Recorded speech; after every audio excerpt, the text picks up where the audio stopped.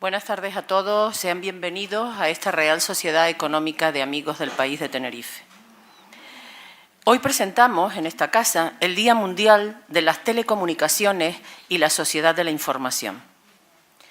Todo ello se realiza gracias a la Asociación Canaria de Ingenieros de Telecomunicación, el Colegio de Ingenieros de Telecomunicación en Canarias y el Instituto para el Desarrollo Tecnológico y la Innovación en Comunicaciones de la Universidad de Las Palmas de Gran Canaria, y esta casa que colabora como anfitriona para acogerle. Yo paso la palabra al decano, presidente del Colegio Oficial de Ingenieros de Telecomunicaciones en Canarias, don Miguel Montes de Oca Hernández. Gracias, vicedirectora. Muchas gracias a la Real Sociedad Económica de Amigos del País por permitirnos estar este año, por segunda vez consecutiva, celebrando el Día Mundial de las Telecomunicaciones. ¿Ahora se oye? ¿Se oye ahora? ¿Ahora? Sí. Bueno, estaba diciendo que agradecemos a la Real Sociedad Económica de Amigos del País de Tenerife que por segundo año consecutivo nos permita estar en esta su casa celebrando el Día Mundial de las Telecomunicaciones, que, como algunos de ustedes saben, es un día que está instituido por la Unión Internacional de Telecomunicaciones para celebrar el aniversario de su creación y de la firma del primer convenio telegráfico internacional. Se celebra el día 17 de mayo, pero nosotros este año, por motivos de agenda y de conveniencia, pues lo hemos adelantado al día 16. En nuestras estructuras, en nuestra organización, tenemos permanentemente el debate de conseguir que la palabra telecomunicación sea una palabra que transmita la esencia y la historia de nuestra profesión, pero que no sea no tenga un carácter limitante sobre el amplio espectro de posibilidades y de aplicaciones que son muy transversales, que tienen nuestras tecnologías y que puede posibilitar nuestros profesionales. La conferencia de hoy es un buen ejemplo. Se trata de las radiocomunicaciones a los drones.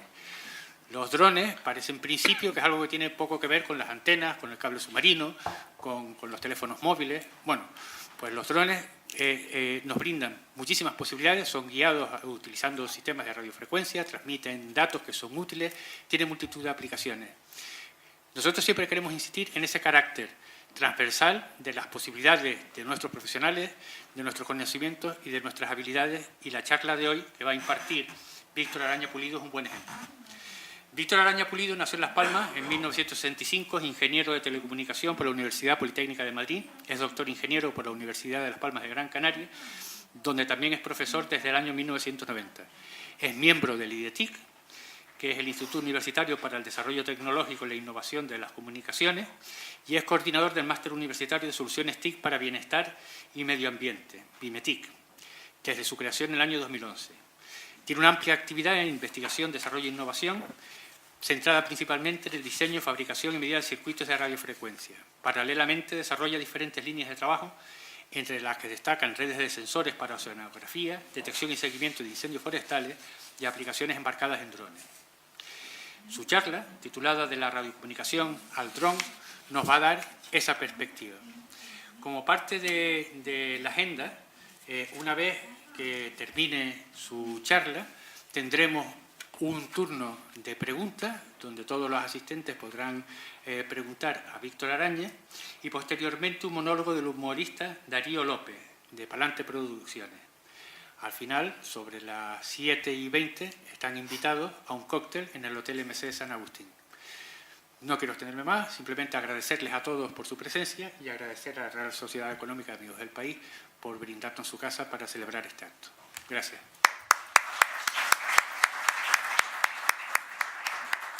Como decía, quería agradecer a la Asociación y al Colegio de Ingenieros de Telecomunicación por su invitación y poder estar aquí hoy con motivo del Día Mundial de las Telecomunicaciones. Cuando el colegio se pone en contacto para preparar esta charla, me propone darla acerca de los drones, de lo que se estaba haciendo, de las aplicaciones, de los proyectos que teníamos en marcha. Y después de darle un par de vueltas a esa temática, pues se me ocurrió llamar a esta ponencia de la radiocomunicación al dron. De cómo un grupo de ingenieros de telecomunicación, sin olvidar a nuestro maestro de laboratorio Juan Domingo, pertenecientes a la División de Ingeniería de Comunicaciones del IDETIC, de cómo este grupo, con más de 25 años de trayectoria y experiencia en la radiocomunicación, pues había desembarcado en este mundo de los drones, de cuáles habían sido las claves que habían facilitado la llegada a ese mundo que aparentemente es lejano a las telecomunicaciones y bueno, y espero en los próximos minutos pues hacer ver que no está tan lejano a lo que son las telecomunicaciones. Lo primero, y para entrar en materia, es saber a qué me refiero cuando hablo de un dron. Según la RAE, la Real Academia Española, un dron es una aeronave no tripulada. Según esa definición, estas embarcaciones con pinta clásica de avión pues estarían en lo que la RAE pues define como dron. Sin embargo, la imagen más extendida que tenemos de lo que es un dron, y a lo que me referiré en todo momento, es esta otra. De hecho, la palabra inglesa drone, que se escribe drone, significa zumbido, zángano, abejorro, y se asocia al ruido característico de este tipo de embarcaciones y además a su capacidad de poderse sostener en un punto del espacio. Los drones nos los estamos encontrando en multitud de áreas ahora. Se está un auge en esto de los drones, nos los encontramos en agricultura, ganadería, en el cine, en catástrofes naturales, digamos que en los diferentes ámbitos. Y más allá de las razones que uno pueda encontrar para justificar el porqué de este boom, personalmente pienso que hay dos claves. Por un lado, la facilidad de vuelo. A partir de la aparición de los MEMS, los sistemas microelectromecánicos, allá por finales de los 80, aunque no entran con fuerza hasta principios de este siglo, existe la posibilidad de hacer pequeñas unidades de pilotaje bajo peso, de bajo coste, y que, bueno, facilitan lo que son las maniobras de vuelo. De hecho, con este tipo de dispositivos se pueden realizar lo que se llaman, bueno, giróscopos acelerómetros, que son el sistema inercial, que lo emplearé muchas veces, lo que es el sistema inercial, que junto con el magnetómetro nos proporcionan los ángulos de orientación de la nave. Los tres ángulos referidos son el yaw, que se asocia al rumbo, el pitch, que es el cabeceo, y el roll, que es el alabeo de ese ron. La facilidad de vuelo es tal que un niño de 3 años podría echar a volar un dron de más de 1 tonelada sin riesgo alguno. Otra cosa será hacia dónde lo dirija y las consecuencias que de ello se deriven, y sobre todo para los padres, pero al margen de eso, no por una limitación técnica o de facultades físicas especiales que hagan falta. Dicho esto, les diré que yo todavía no he echado a volar ninguno, ¿vale? Para eso tenemos otra gente en el grupo. De hecho, si se fijan, los drones que están fuera y demás, hay una etiquetita que dice mantener alejado de Víctor Araña. Esto ya es la guasa de los proyectando, porque tengo fama de gafe, que parece que todo funciona y cuando estoy yo delante, pues como que no funcionan las cosas tan bien. Un segundo aspecto es las plataformas abiertas en Internet. Esto es fundamental. Eso de que ingenieros, desarrolladores de todo el mundo aporten ideas en el desarrollo software y hardware. Plataformas abiertas que, por ejemplo, nos han permitido a nosotros, en condiciones normales, por ejemplo, tardaríamos del orden de 5 o 10 años en poder desarrollar novedades, aplicaciones nuevas, y sin embargo, en escasamente un año ya estábamos haciendo aplicaciones concretas, cacharreando, haciendo modificaciones sobre los drones y lo que era incorporando novedades.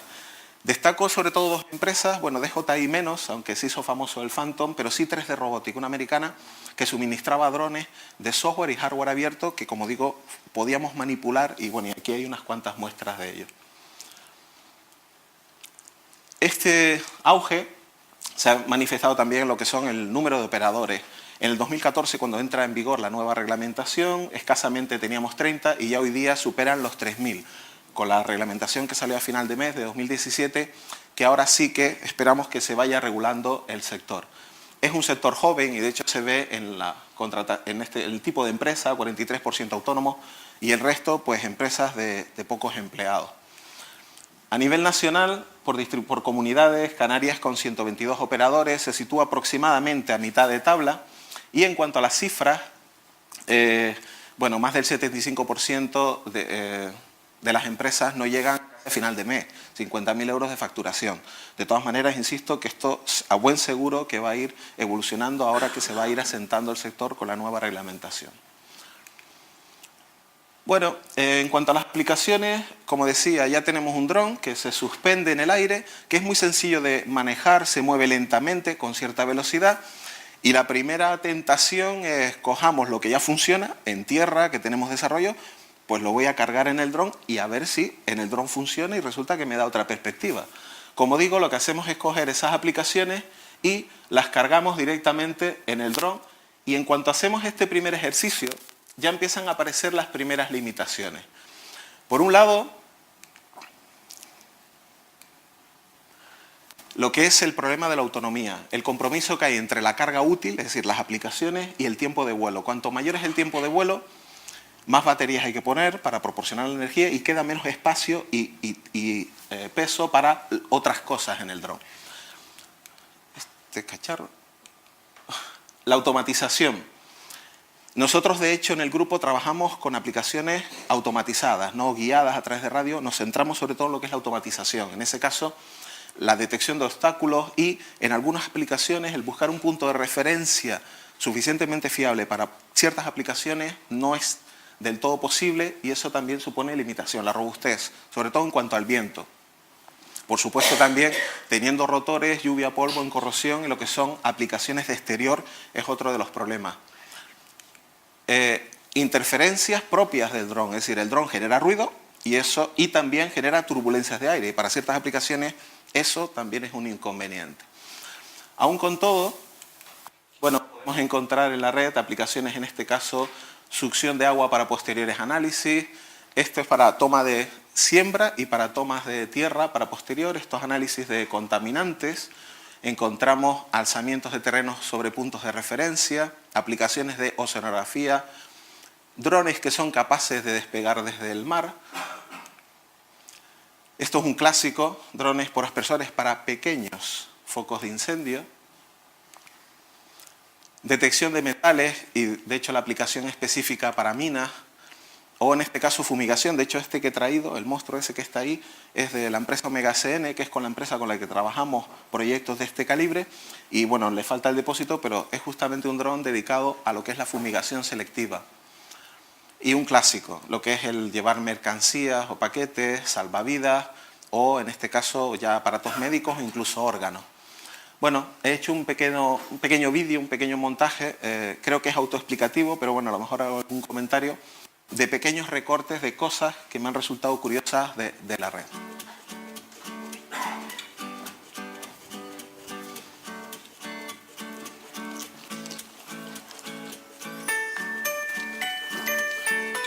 En este caso concreto es que no se ve bien, pero hay bastante viento.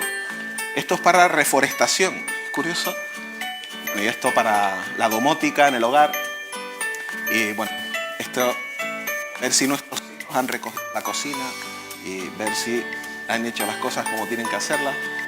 Esto lleva un payaso, la verdad es que es bastante interesante porque en zonas donde la probabilidad de impacto es elevada, en cuevas o en alcantarillado, todos estos son de monohélice y con unas palas se controla lo que es la posición y, digamos, el guiado del dron en este caso.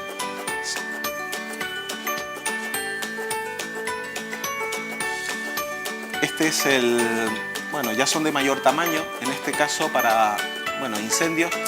El caudal y la presión de agua, bueno, se ve que no es excesiva, pero bueno, puede ser un problema de escalado el que haya que resolver. Estos son supuestamente estaciones no atendidas y es verdad que todo lo que es tener mecánica en un exterior son problemas añadidos y habría que ver que esto realmente de forma desatendida durante un tiempo elevado realmente funciona. Y para mí vamos, lleva incluso la alimentación por el cable y es para mantenimiento de aerogeneradores, quitar las capas de hielo. Bueno, más allá de las cosas que uno puede encontrar en internet y la verdad es que hay auténticas virguerías, como decía, me quería centrar en cuáles podían haber sido esas claves, cuáles han sido esas claves que han llevado a nuestro grupo de ingeniería de comunicaciones a lo que sería el mundo de los drones. Pero quería ver esas claves bajo la perspectiva de lo que es la trayectoria de la División de Ingeniería de Comunicaciones del IDT, donde trabajamos pues 7 profesores. Bueno, sin entrar en, digamos, detalles, para mí primero hay 2 claves fundamentales que nos han permitido hacer ese viaje. Por un lado, la formación del ingeniero de telecomunicación. Esto es una reivindicación, pero es que realmente esta ha sido una de las claves. La formación que se tiene en software, todo lo que es la parte de programación, algoritmia, lo que es la formación en el hardware, tanto analógico como digital, y la interacción entre ese software y el hardware. Y lo que sería después la aplicación en determinados sistemas. Sistemas ya no solo los clásicos de comunicaciones, sino pensamos en sistemas, si queremos, de guiados, sistemas de detección, sistemas de navegación, que perfectamente los aeropuertos, todos esos sistemas están ligados a lo que sería el mundo y la formación del ingeniero teleco.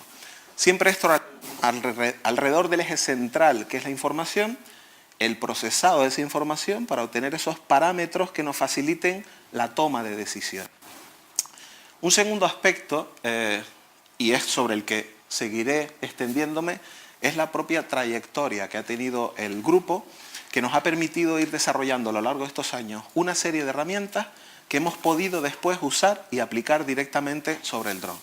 Y de hecho lo que voy a hacer es ver cómo esa trayectoria y qué elementos nos han servido después para llegar con garantías a este mundo de los drones. Esto empieza a principios de los 90. Son los primeros circuitos de microondas. Estos son 2 proyectos que se realizaron. El de la izquierda es un amplificador de 2,8 gigas. Para los no bueno, estamos hablando de telefonía móvil 3 gigas, por situarnos. Este es de 2,8 gigas, de Enrique Martínez Pino. Y el de la derecha es un oscilador controlado por tensión de Juan Flores. Estos sistemas, en todos ellos está presente lo que es el concepto de realimentación y amortiguación. En lo que es la parte de realimentación, y estos 2 conceptos aplicados al dron explican perfectamente cómo se va a establecer el equilibrio dinámico de vuelo. Cómo a partir de los sensores se da la fuerza a los motores y cómo podemos establecer ese equilibrio dinámico. Son conceptos ampliables. La imaginación, entendida como poder hacer cosas con pocos medios. Esto ha sido una máxima en nuestro grupo. Y esto es una muestra de cómo hacíamos las placas, es decir, un taladro con un potenciómetro, lo que se ve es una placa para extender el líquido de sensibilización. El dorado, pues lo hacíamos una fuente y eso un hornillo que todavía tenemos, por cierto, y le damos utilidad.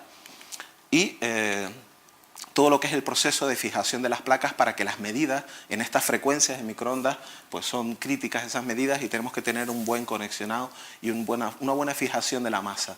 Esto siempre con medios muy rudimentarios. Se hicieron otros muchos circuitos en los que siempre estaba presente la mecánica, pequeños mecanizados que en muchos casos, cuando hacemos una aplicación, como si es para un dron, o se sabe manejar lo que es la parte de realización de piezas, o muchas veces ni siquiera la propia aplicación va a funcionar si uno no es capaz también de abordar aspectos de mecanizado. Es la época de los macroproyectos que llamo. Nosotros sin los trabajos fin de carrera, es decir, sin los estudiantes que han trabajado con nosotros, no hubiésemos hecho prácticamente, no digo nada, pero vamos, hubiésemos hecho la 10ª parte de lo que hemos podido hacer. Esto, por ejemplo, es un proyecto final de carrera, este es de Antonio Denis, es toda una cámara anecoica, que es para medida de antenas, toda la parte de los rotores, el absorbente, ya aquí estamos hablando motores, los encoders, todo lo que son los engranajes, las correas, el cálculo del, digamos, dimensionamiento de esos motores, los encoders, el software, que a su vez controla esto, pero el software incluso para trazar los diagramas de radiación, las direcciones de apuntamiento de la antena. Esto es otro de Alberto Miranda, que toda la electrónica, incluso es bastante elegante, que es para el trazado de las curvas de los dispositivos activos con todo el control que lleva y, por supuesto, el software para hacer los modelos equivalentes de esos dispositivos. Y llegamos al año 93 y, como dice ahí, qué duro es el mar. Y sí que es duro. El mar se lo come todo. Y de hecho es el medio más hostil en el que hemos trabajado, pero nos ha aportado una experiencia para después aplicarlo en infinidad de áreas. Estas son las primeras boyas con las que nosotros trabajamos, en este caso con el Instituto Canario de Ciencias Marinas. Este es el primer transmisor receptor de Isabel Montes de Oca y ya se ve a la derecha, usábamos en esa época silicona, y bueno, intentando paliar los efectos de como decía, el mar, porque se come literalmente la circuitería. Estos son sensores que no llevan más de 2 semanas, la parte baja de la boya, que llevan 2 semanas en el mar. La degradación es evidente, pero es que si lo hubiésemos dejado 1 o 2 semanas más, la plantación de mejillones que hubiésemos tenido, les digo que es lustrosa. Aquí hacíamos integración de todo tipo de sensores. Y más allá de la integración de los sensores, aquí lo que va a ser después fundamental más adelante es la experiencia en la calibración. Todo lo que son tener esos sensores, porque después esto en el sistema de navegación va a ser fundamental, mantener esa calibración de los sistemas y ser conscientes de los procesos de calibración de toda la sensórica. Entramos ya en aspectos como el GPS para la posición o la orientación es importante con los magnetómetros para saber hacia dónde sopla el viento. Solo saber hacia dónde sopla el viento significa hacer toda una calibración del magnetómetro porque el campo magnético se altera por la estructura metálica de la boya y hay que hacer una calibración específica. Les digo que, siendo compleja, no tiene absolutamente nada que ver con la complejidad que va a tener después en los drones. La estanqueidad, si decíamos trabajar en exterior, aquí pues todo tenía que estar bien aislado y de hecho seguimos nosotros haciendo todo lo que son los aislamientos de los circuitos que desarrollamos. Dimos un salto a pequeños flotadores. ¿Por qué la importancia? Más allá del principio de Arquímedes, que teníamos que aplicarlo para calcular las estructuras, está en el equilibrio de masa, es decir, cálculos de centro de masa, desplazamientos para lo que es la parte de equilibrio, porque las boyas tienen que tener una verticalidad para que los parámetros se midan correctamente. Si hablamos de verticalidad y distribución de masa, eso en los drones va a ser fundamental. Necesitamos voltios. Evidentemente no le vamos a poner ni paneles ni aerogeneradores, pero es verdad que en esta fase, esto es para un proyecto europeo, donde desarrollamos más allá no solo la alimentación, sino todo lo que es el modelado de carga-descarga. Es verdad que son baterías diferentes a las de ahora, pero esto para después llevarlas a las de LiPo, las de alta densidad, que a su vez requieren sistemas de balanceo de carga, esto ha sido fundamental. Se abordan sistemas complejos, todas las partes, no solo la adquisición, control central para la gestión de la red, la base de datos, procesado y la generación de productos para empresas o usuarios externos. A la izquierda aparecen modificaciones que se le hicieron a la red, en este caso para el Mundial de Optima, que fue en Las Palmas, pues las modificaciones que se hacen para dar soporte a ese Mundial en ese caso. Hemos madurado bastante en este mundo. De hecho, en la parte marina, eso que aparece ahí lo llamamos los Minions. Bueno, no sé si alguno tiene hijos y los dibujos animados. Todo esto está hecho por nosotros en el grupo, ¿vale? Todo, la fontanería que está ahí, estos son sistemas que van sumergidos, llevan toda la instrumentación y lo que hace es para la caracterización de la radiofrecuencia submarina.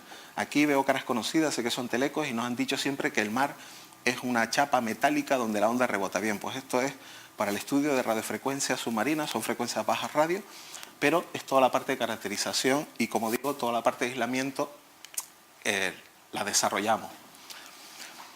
Importante, claro, en el laboratorio todo va bien, pero cuando ya trabaja uno a nivel de empresa o quiere pasar al producto, hay que cumplir con unas especificaciones más allá de lo que da el laboratorio. Voy a poner 3 experiencias que ponen de manifiesto curiosidades del paso de lo que es un laboratorio a lo que se nos reclama cuando esto va a salir realmente a un mercado.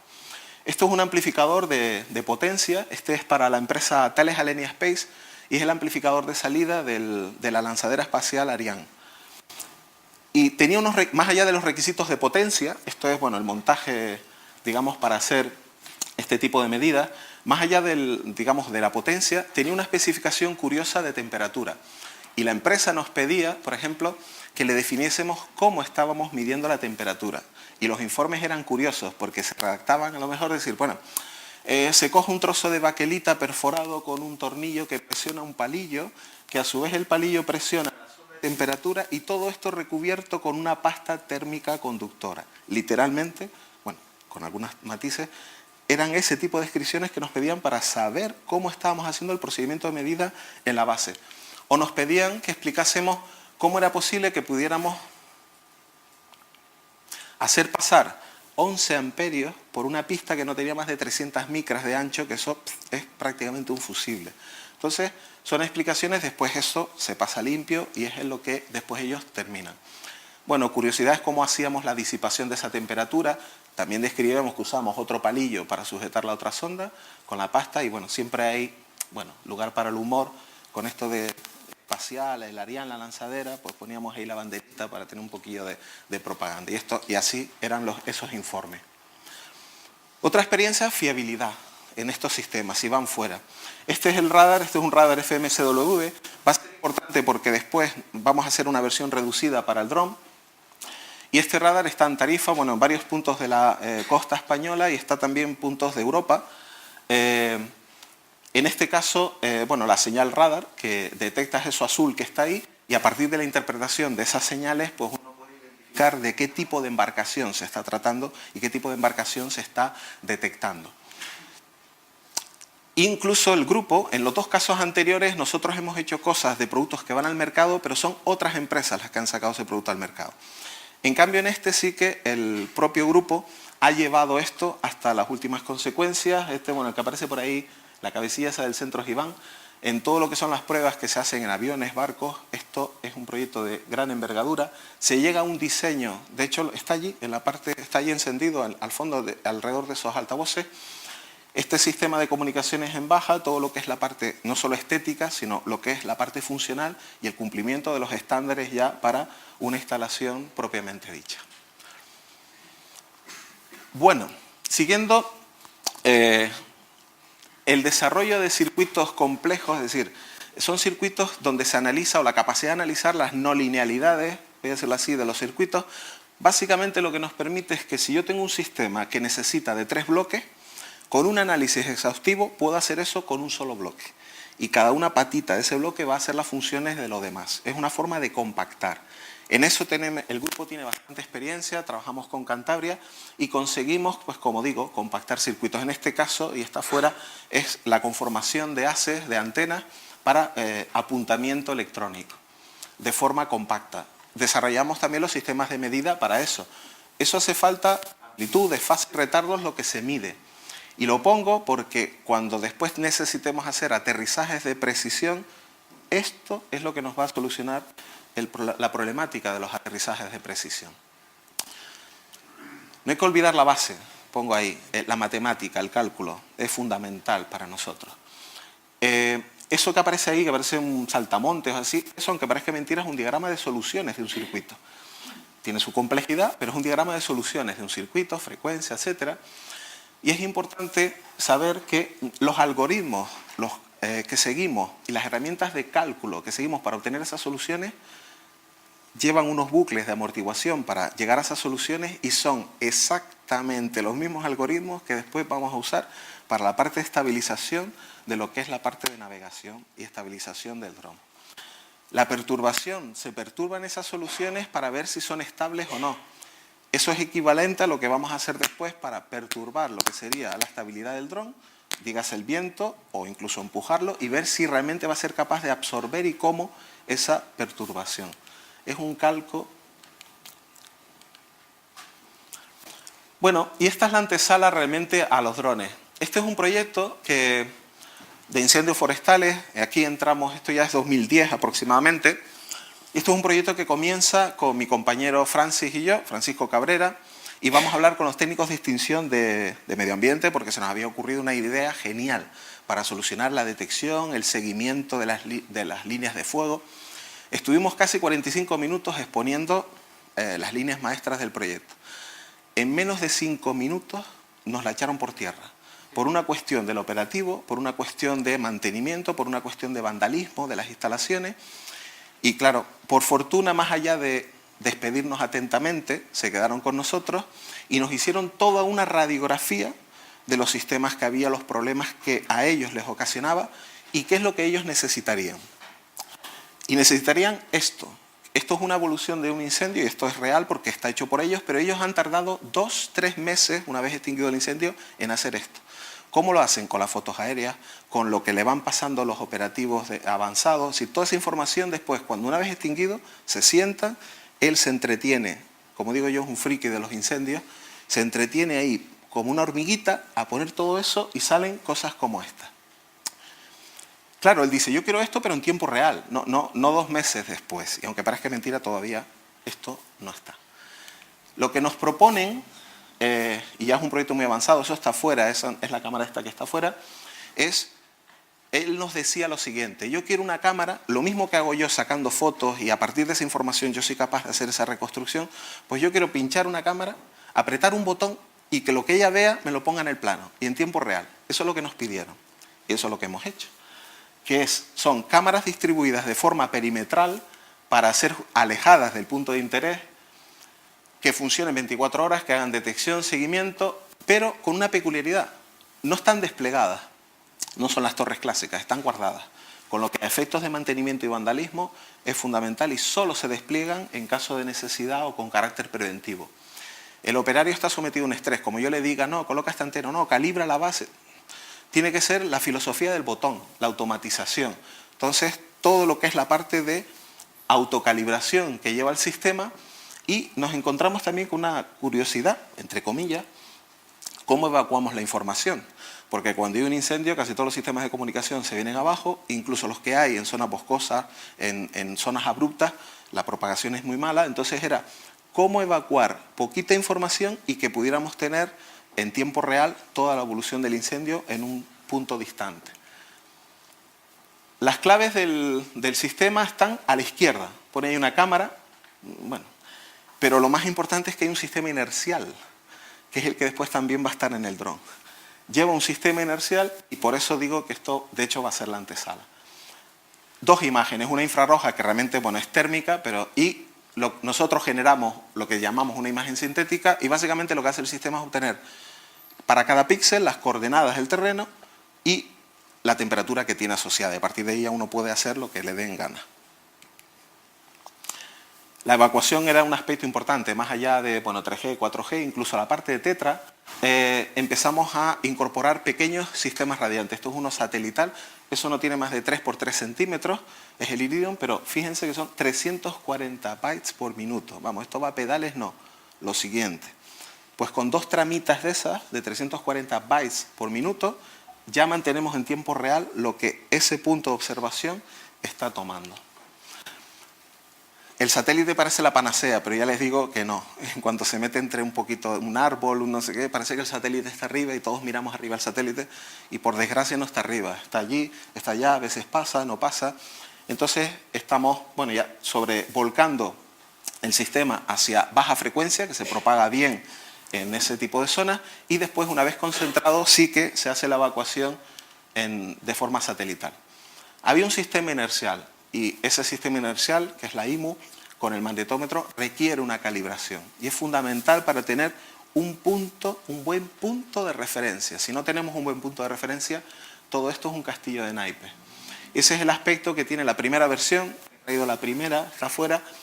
Los rotores, toda la parte de cámaras térmicas. La visible es opcional, no hace falta, pero bueno, ya esta está obsoleta. Tenemos una segunda que es así, pero ya estamos en la tercera, ¿vale? Así que, pero bueno, he traído un par de ellas que están fuera. Esto es un poco una muestra de lo que hace el sistema. En rojo está lo que es la evolución proyectada sobre Google Earth y en la parte superior está la térmica. Esto es una quema en las cumbres de Gran Canaria, esta concretamente es de la Unidad Militar de Emergencia. Participamos en muchas quemas controladas para justamente hacer pruebas, ver la viabilidad, etc. Y estamos alrededor de casi unos 3 kilómetros, no llega. Y bueno, la capacidad, como digo, de ver la evolución, cómo va desplazándose el trazo amarillo. Y en este momento ya ahora sí llegamos al dron. Para generar esa imagen sintética que evita lo de que esté calibrando, sino que aprieto el botón y esté como esté aquello, ya puede estar hecho un 8, que él se recompone y es capaz de hacer todo el proceso que tiene que hacer, utilizamos una herramienta matemática que hasta ese día no teníamos ni idea de que existía, que es el cuaternión. Un vector de dimensión 4, no voy a decir más, y que nos facilita todo lo que es la parte de giros, que después para la parte de guiado va a ser fundamental. Y esto enlaza con un proyecto de Eugenio Peñate, que es un entusiasta del aeromodelismo, y él se estaba haciendo su placa, el aeromodelismo y de la electrónica, y las telecomunicaciones, y él se estaba haciendo su placa de pilotaje, que es esa que está arriba, para instalarla en su avión de aeromodelismo, y a su vez integrada en un simulador de vuelo. Esto, él usaba el cuaternión porque tiene un problema, digamos, hay que reducir los cálculos en este tipo de unidades, entonces el cuaternión, digamos que más allá de otras herramientas, que no voy a entrar, facilita el cálculo de las maniobras de vuelo.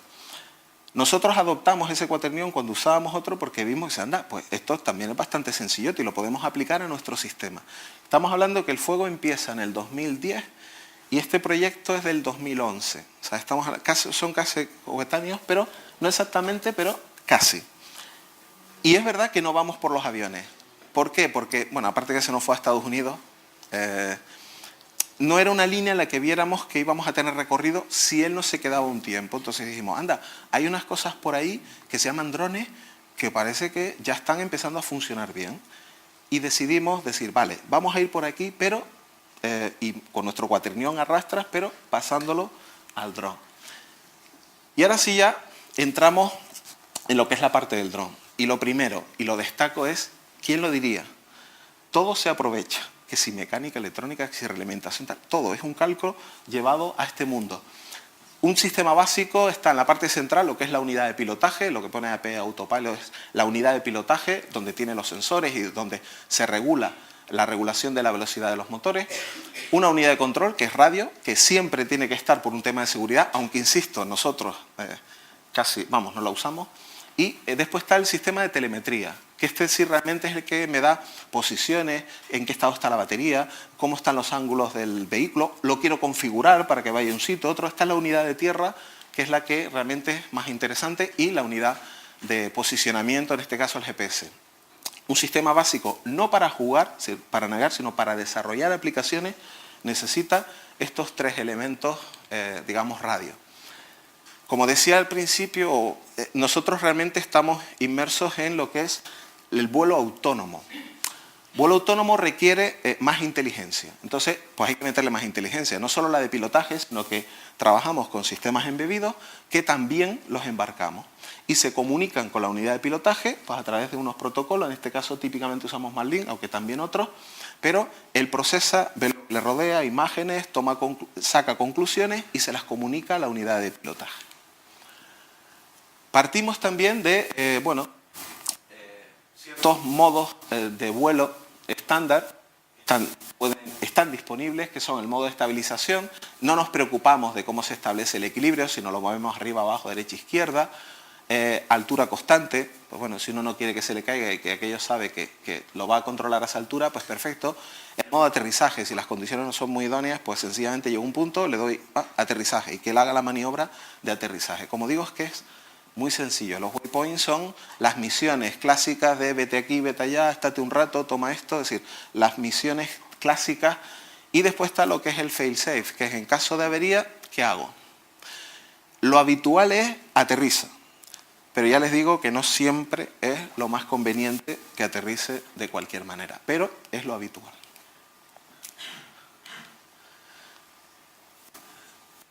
Como decía, la calibración va a ser fundamental, y más en esta parte de navegación. En este caso, lo que es el sistema inercial requiere su calibración. El magnetómetro, porque estamos poniendo al magnetómetro una estructura metálica que altera el campo magnético y hay que compensar esas alteraciones para que marque correctamente. Y lo que son después también las calibraciones asociadas al mando, la sensibilidad, los bucles de ganancia, para que, digamos, sea aquello más cómodo. Esto no hay que hacerlo siempre, pero como nosotros estamos modificando continuamente los diseños, sí que previo a cada vuelo hay que realizar este protocolo. Y bueno, llegados a este punto, pues todo parecía decir, esto es bastante fácil, cogemos, subimos, volamos. Entonces he hecho un pequeño vídeo de pequeños cortes de las primeras pruebas que hicimos con el dron. Marea un poco, aviso, pero lo he mantenido tal cual. No tenemos estabilizador de imagen, es decir, el gimbal de estabilización, y bueno, pues en los sitios donde hay más reposo la cosa sale mejor. Si el día está algo más ventoso, pues se mueve algo más, pero como digo, era solamente pequeños flashes para, digamos, mostrar un poco lo que empezamos haciendo. Nos llamaban incluso de, bueno, colegios para las actividades, después les hacíamos pequeños montajes de vídeo. Bueno, todo esto está muy bien hasta que sopla viento. Esto es una imagen tomada. Esto de hecho está aquí en la Universidad Laboral de La Laguna. Íbamos haciendo demos, pues esto está en la Universidad Laboral de La Laguna. Bueno, en el patio, en una de las demos que hicimos, y bueno, se ve ahí toda la distorsión que tiene la imagen, en este caso la supuesta cancha de baloncesto. Y aún así todo iba bien hasta este día. Como dice aquí, pongamos el freno. Esto es una demostración que hacemos en vecindario. Salíamos de un temporal. Estamos hablando de vientos que superan los 40 km/h. Está el dron ya volviendo al punto de la demo. Y vemos que el dron va bajando y no entendíamos por qué. Hasta que ocurre esto. El fabricante nos dice que solo admite 30 km/h. Si lo puedes subir un pelín. Pues si no... se me fue...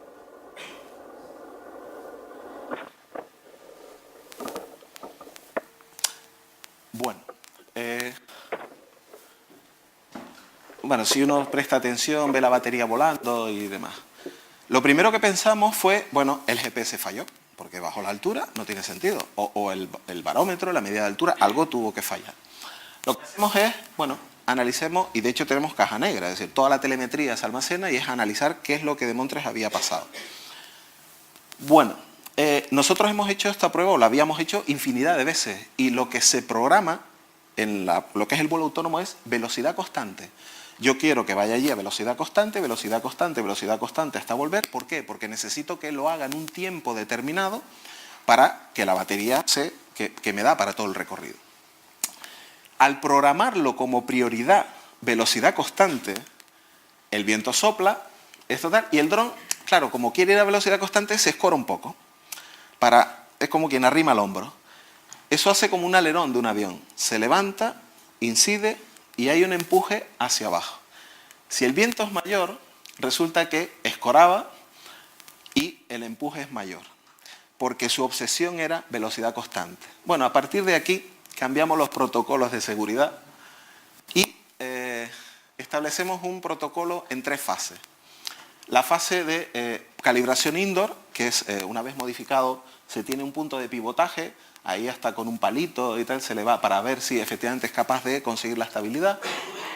Se hace una segunda prueba en indoor, ya con la aplicación montada, lo que es la parte ya de calibración de estabilidad, pero en vuelo, y después ya se hace la prueba exterior.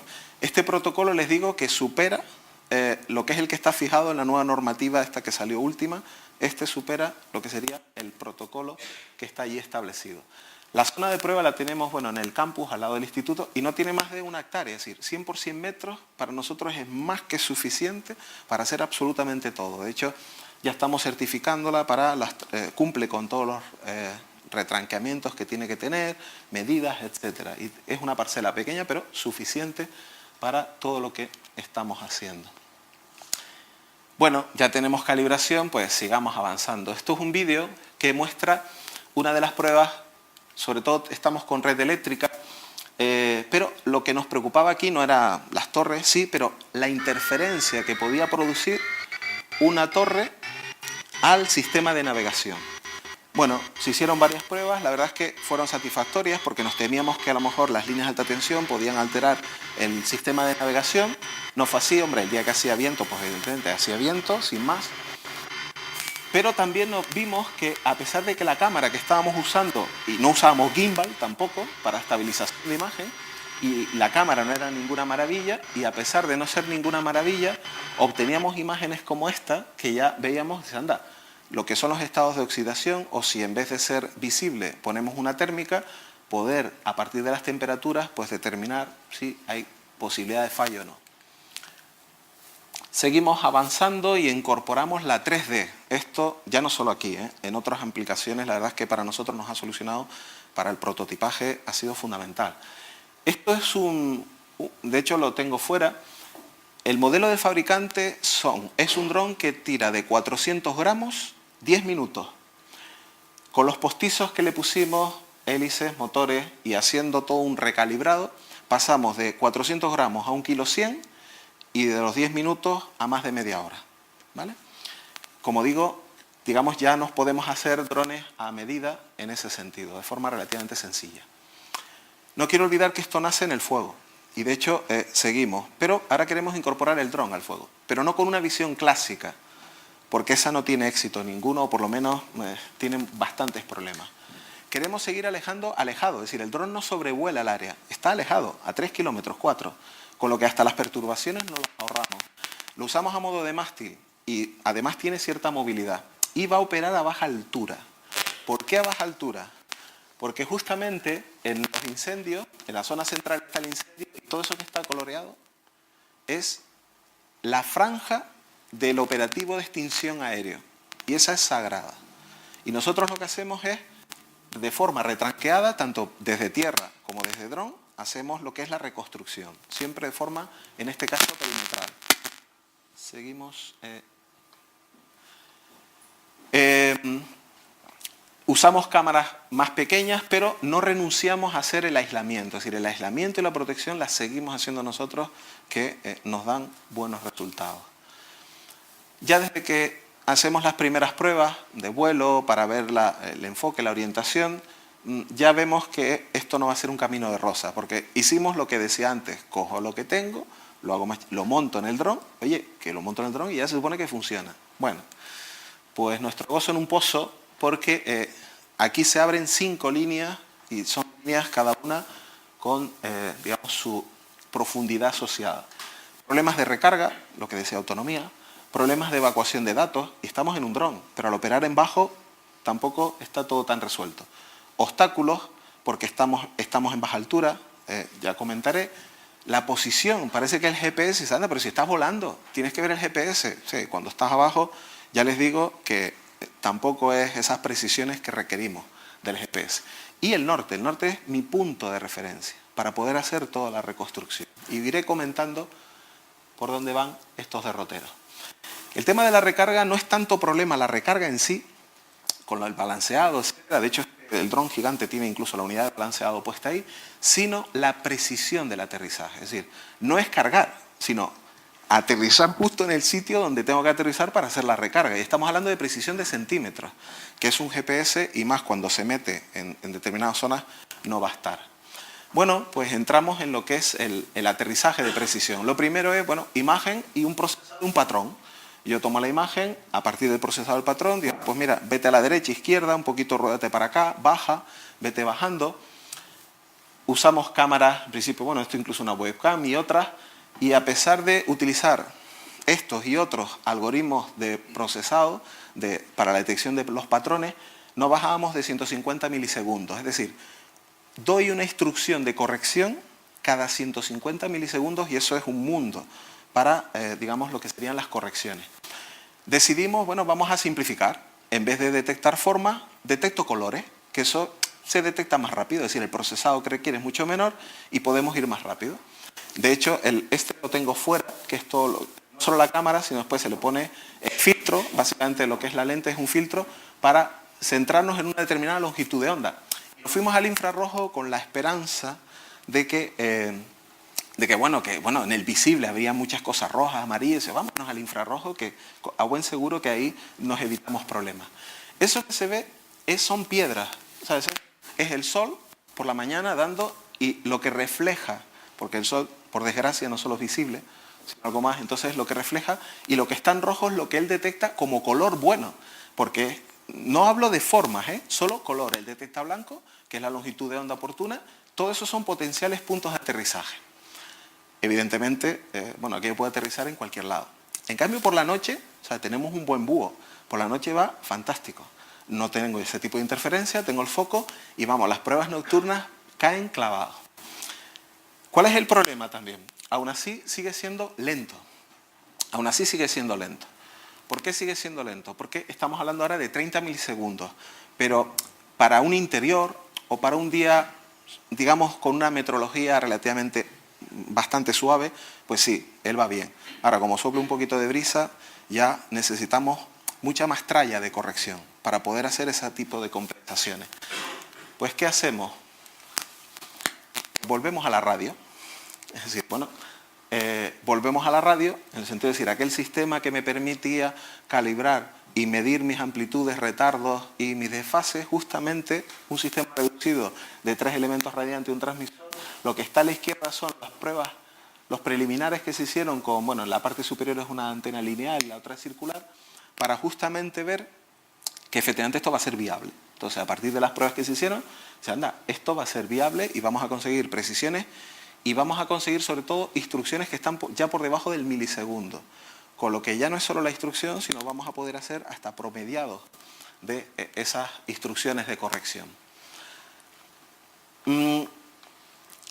La evacuación de datos, pues igual que teníamos el sistema Iridium de baja velocidad, lo probamos en el dron. No es solo montarlo, tiene su complejidad, pero bueno, lo montamos con éxito. Es decir, es verdad que le puedo mandar pequeñas instrucciones, pero podría estar aletargado, mandarle instrucciones y que haga una misión.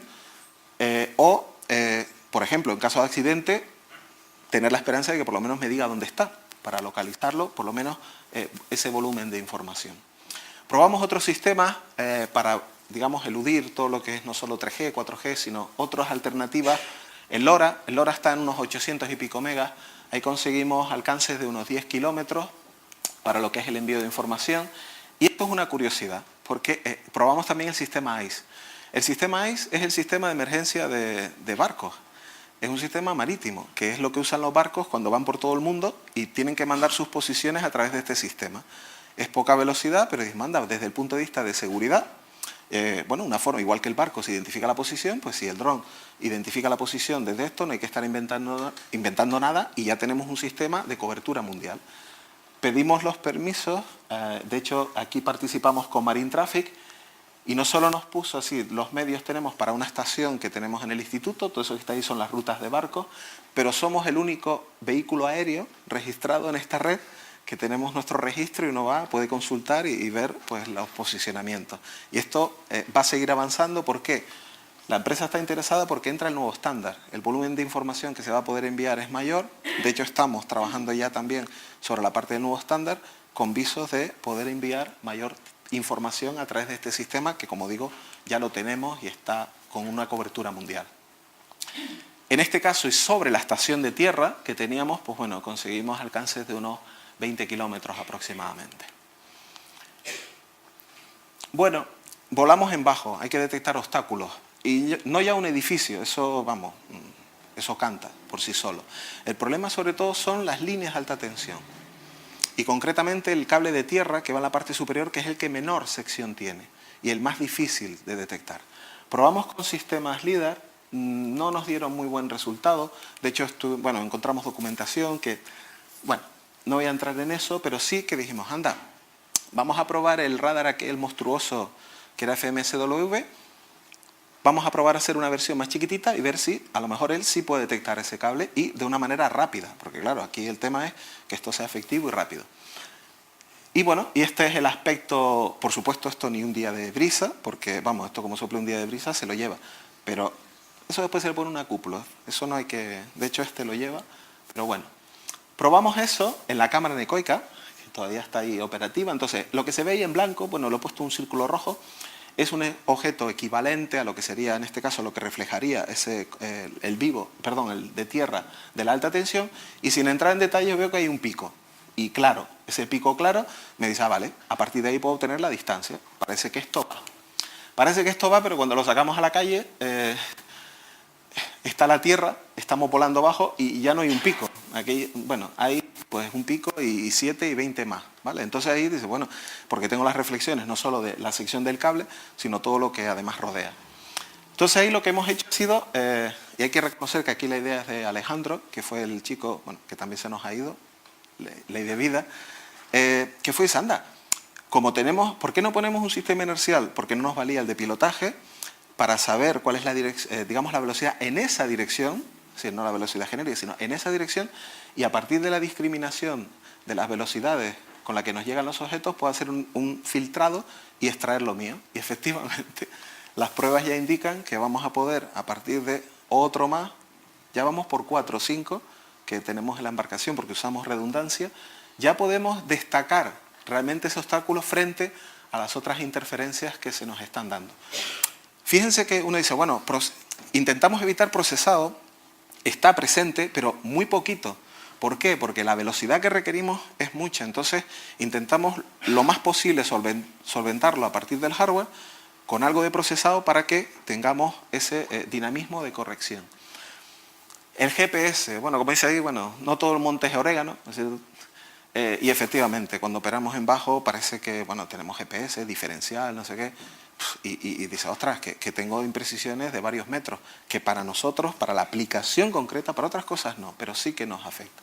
Entonces lo que estamos haciendo es, sobre un sistema de triangulación, con la parte de tierra, porque está todo esto, como digo, siempre para el fuego, y con un sistema de triangulación triangulación, y es verdad que usamos después también un radar secundario integrado, chiquitito, para, digamos, lo que es la parte de distancias, pues con eso conseguimos que uno referencia al otro, viceversa, dependiendo de quién tiene mejor referencia. No voy a entrar en detalle, pero son sistemas de triangulación que estamos integrando a través también de radares secundarios. Y no sé si está aquí el chico del volumen, es que el vídeo que voy a poner, si no tiene volumen, no tal, pero bueno. El norte. Para nosotros el norte es, más que el norte, es tener un punto de referencia, lo necesitamos, ¿vale? Y para navegación no es tan crítico. Un grado arriba abajo no es importante, un grado a cierta distancia es bastante importante. Entonces, claro, lo primero que vemos es que el magnetómetro, ahí ya tenemos estabilizador del gimbal, que es lo, bueno, según palitroque en rojo, pues arriba lo que está es el estabilizador de la cámara. De hecho, ahí tengo uno, en el dron ese grande he puesto uno ahí encima. No es el mismo, pero bueno. Claro, los rotores, ya no solo los rotores del dron alteran el campo magnético, sino los rotores del gimbal. Claro, yo tengo que saber la información de la cámara. Entonces me están alterando los rotores del propio gimbal. Hicimos esto con la intención de separarlo, bueno, lo llamamos la drag queen porque, bueno, ven los zancos que le pusimos para que cuando aterrizase, pues que no dañase la unidad del magnetómetro. Y, bueno, en las pruebas que hicimos después también de tierra, que es con que incluso, bueno, subimos la calidad, veíamos lo siguiente, que cuando los motores del gimbal estaban apagados, teníamos una medida aceptable de orientación, una cierta dispersión de los datos, pero cuando el gimbal estaba en acción, la dispersión no era mayor, el problema no es que fuese mayor la dispersión, el problema es que había un desplazamiento. Y eso no es lo peor todavía, sino que cuando el gimbal quiere o yo quiero apuntar en una dirección o en otra, el esfuerzo que hacen los rotores para hacer ese movimiento hace que incluso el desplazamiento también varíe.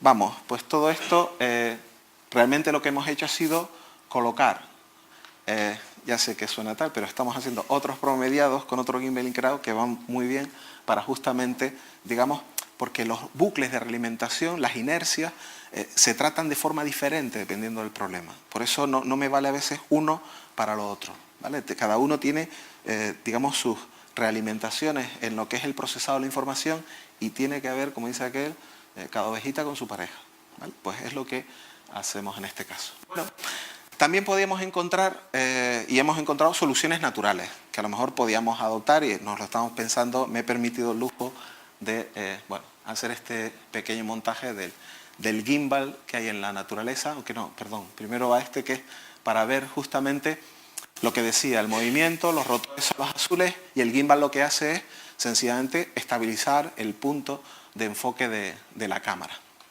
Y ahora sí es el que, digamos, la solución buena, porque esta solución, la que voy a poner ahora, no altera el campo magnético y no nos provocaría los problemas que nos generan este tipo de gimbal. Watch his head stay totally stationary as I move his body. I can move his body in pretty much any direction and his head stays rock solid in one position. This is really hard to do. So anyway, he knows exactly where his body is and where his body's moving. It's kind of fun to watch, isn't it? So, I tried it on my own chicken Lizzie, and I was surprised. It actually did work. I don't ever leave her at home anymore.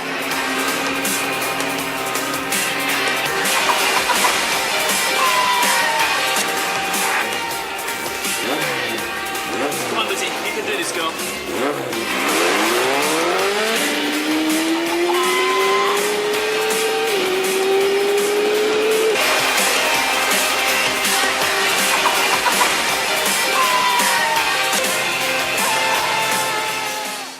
Bueno, ya veremos si a lo mejor le encontramos allí una cestita y a la vez nos pone los huevos para tal, pero es un gimbal, efectivamente, y ese no altera el campo magnético, pero bueno, no llegaremos probablemente a eso. Bueno, todo lo anterior, esas 5 retos, están todos, esto ya son proyectos que están en marcha y hasta 2020, incluso en algunos de ellos con financiación ya, pero lo más llamativo es que pasamos de 3 elementos radiantes que hablaba al principio que teníamos como mínimo, estamos ya en 10 elementos radiantes que tiene para solventar todo este tipo de problemáticas. En una superficie que no tiene más de 20 por 20 centímetros, y bueno, eso será, como dice ahí, otro problema que ya iremos resolviendo con el tiempo. Bueno, y esto empezó de la radiocomunicación al dron, y hemos dejado la radiocomunicación. Realmente, aunque yo he dicho que llegamos al agua, al fuego, el dron, nunca han desaparecido. Seguimos en el fuego, seguimos en el mar, y seguimos en los drones, y seguimos en la radio. De hecho, ahora estamos metidos ya desde hace un par de años en lo que es el radiotelescopio que va en Artenara. Entramos ya de lleno en todo lo que es la radioastronomía y geodesia. El radiotelescopio, este es el que está en Azores, pero el que va a ir allí es exactamente igual, es de una red mundial. Y bueno, y estamos, como digo, de llenos metidos en todo este proyecto y la instalación de, no solo instalación, sino la realización de los receptores en los que participaremos, pero como dice ahí, eso será para otro día. Y quién sabe si a lo mejor empezamos a encontrar relaciones entre el radiotelescopio, los drones, el fuego, quién sabe lo que nos va a deparar. Pero bueno, espero que haya sido al menos amena la presentación.